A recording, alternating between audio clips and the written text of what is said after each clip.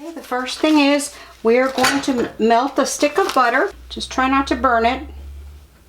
Just melt it, and then we're gonna let this cool for about 10 minutes until we work on the next ingredients. Okay, we have our butter melted. We're gonna turn this off and let it cool for about 10 or 15 minutes, and we're gonna get working on the rest of the ingredients. I'm gonna pop you back over to the counter. Okay guys, for the rest of the ingredients, what we have here are the eggs, the vanilla, the little dash of vinegar, and the sugar, and the salt. We're going to give this a whisk, break up those eggs, get it incorporated till the sugar dissolves.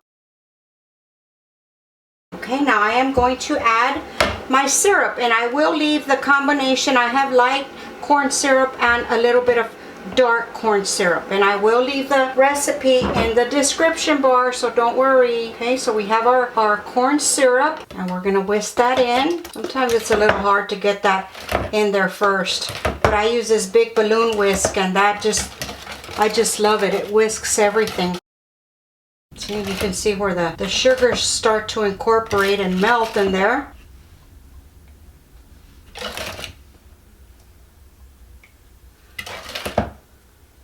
Okay, now we are going to add in our butter.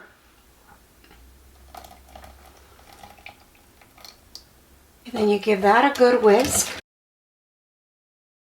And then we put our pecans in. When the eggs are broken down, that's when everything just will whisk in there properly. Okay, now we're going to switch over to a spatula, and we're going to whisk in our pecans. Now for my pecan pie, I like to use pecan pieces and pecan halves, okay? When I eat pecan pie, I want to taste pecans.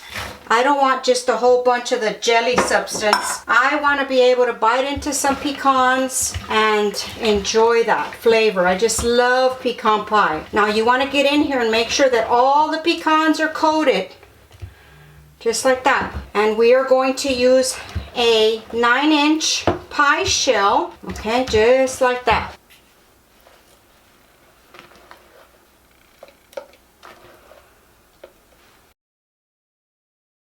Okay, just make sure that all the pecans are coated well. I like to get in there and make sure everything is coated real well.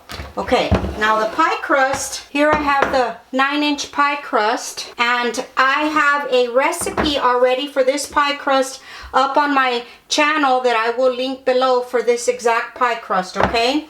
So we are going to fill this.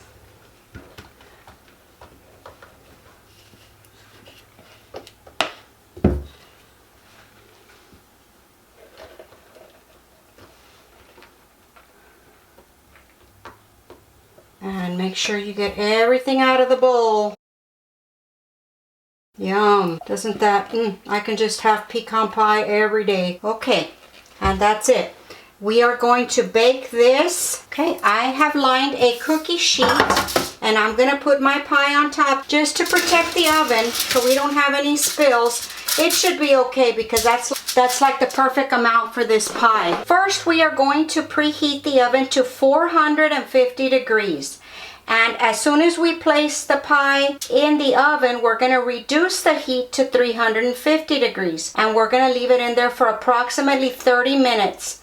And then it's going to come out. We're going to cover the top with some foil and let it continue to cook for an additional 30 minutes. Okay, so we're going to pop this in the oven, and we will be right back.